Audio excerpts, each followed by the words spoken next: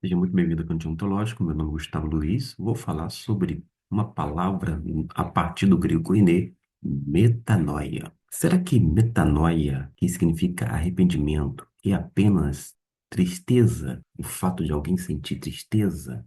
Ou ainda algo diferente como um remorso? A Bíblia, ela responde de uma maneira diferente. Quando a gente vai para o texto grego, numa referência ao koiné, tem uma palavra justamente esta que eu mencionei, metanoia, da onde vem este vocábulo que eu estou destacando aqui, metanoeite, que significa literalmente arrependimento, conforme nós lemos dentro desse versículo. Daí por diante, passou Jesus a pregar e a dizer: arrependei-vos, porque está próximo o reino dos céus. Quando se fala em arrependimento hoje em dia, muitas pessoas já pulam fora porque não quer saber nada desse tipo de arrependimento, até porque tais pessoas se consideram perfeitas, quando não necessárias ao arrependimento. Afinal de contas, elas são tidas como pessoas boas, sociáveis, agradáveis, elas se bastam, entre outras coisas.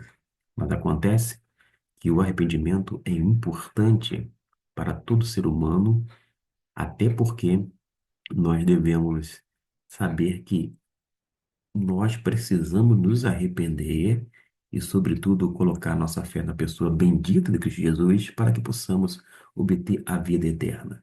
Mas existem pessoas que dizem o seguinte: durante a sua jornada, eu não tenho nada do que me arrepender, ou seja, ela acha que ela fez tudo certo, tudo foi segundo o seu bel prazer, mas de acordo eh, com aquilo que acha plausível, correto, logo ela considera-se uma pessoa que não precisa, literalmente, se arrepender. Todavia, a gente tem observado que quando a gente vai para esse termo, metanoia, e que significa justamente meta, mudança, uma mudança, ela começa com uma atitude, que é algo interior, e vai revelar-se de forma exterior através do comportamento. Mas se meta significa mudança, a outra palavra vem de nous, que é mente, entendimento. O apóstolo Paulo, por exemplo, no capítulo 12, fala sobre a necessidade de nós sermos transformados para que não venhamos assumir a forma do mundo, justamente através da renovação da nossa mente. É aqui que começa.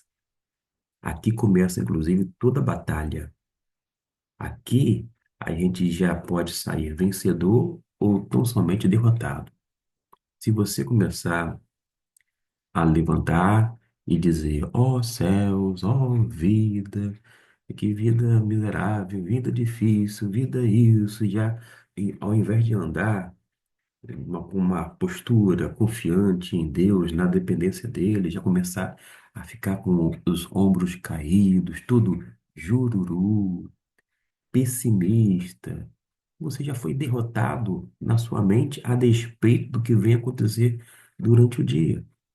Mas se você souber quem de fato Deus é, e que você é amado por Deus, que Deus cuidou de você, que a misericórdia dele se renovou justamente na alvorada, e que grande é a fidelidade do Senhor para com a sua vida, para com as pessoas, olha, tudo muda. Não é um mero otimismo, é uma confiança plena na pessoa de Deus. E essa mudança, como eu disse, naturalmente tem que vir a partir da palavra de Deus. A nossa mente tem que ser formatada mediante a palavra do Senhor. O texto de Mateus capítulo 4, versículo 17, foi destacado a palavra metanoeite, que vem de metanoia, que é justamente arrependimento.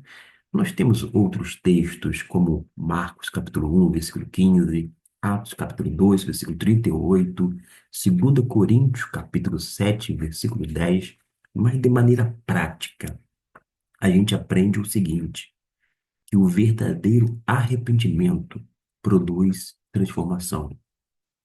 É inconcebível alguém dizer que se arrependeu de um ato pecaminoso, de algum comportamento inadequado, e ele continua na mesma, fazendo as mesmas coisas como se nada tivesse de ruim acontecido, ou como se ele não tivesse provocado algo realmente pecaminoso, algo que venha afetar não apenas a relação dele com Deus, mas também a relação com a sua família, com a igreja, com a sociedade, enfim, com todas essas questões relacionadas à sua vivência aqui na Terra. Então, o verdadeiro arrependimento vai produzir transformação e não apenas emoção. Existem pessoas que adentram os nossos cultos, elas ficam grandemente impactadas, emocionadas. Elas choram, elas colocam as mãos no coração, levantam também as suas mãos, elas fecham seus olhos, elas choram copiosamente. Mas, cá entre nós, isto não é um sinal de que a pessoa verdadeiramente se arrependeu. Tem uma música que diz: Pecador, confessa e chora seus pecados sem parar. É isso que o pecador precisa: confessar, chorar pelas suas mazelas, pelas suas misérias espirituais, mas entendendo que Deus é rico em perdoar, que Deus realmente deseja que o homem se arrependa. Uma coisa interessante é que na escola bíblica dominical, através da revista Compromisso, nesse terceiro trimestre de 2026, vai abordar sobre 7 profetas do Antigo Testamento. Mas o que é interessante nessa questão profética é que todas as vezes, quando Deus falava sobre o juízo dele sobre o povo, ele também mencionava e fazia uma promessa de que, caso o povo se arrependesse, se voltasse novamente para ele, aquilo que de ruim aconteceria como forma de juízo, de disciplina, deixaria de existir, ou seja, não aconteceria. Não é que Deus ia voltar atrás, é porque o tempo inteiro, quando Deus fala de juízo, ele visa não apenas o bem-estar do povo, mas também a correção do povo, de modo que, uma vez arrependendo-se, não havia necessidade daquele castigo, ou seja, a ira de Deus não viria sobre aquelas pessoas, mas se houvesse arrependimento.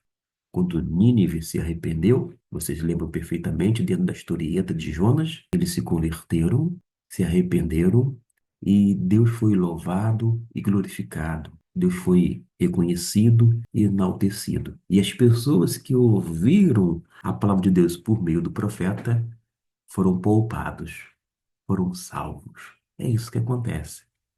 Quando a gente se arrepende, a gente é salvo, salvo de nós mesmos, salvos da nossa prepotência, da nossa arrogância, salvos da nossa ideia errônea de que somos suficientes, plenos, capazes, completos, quando na verdade somos totalmente dependentes do Senhor.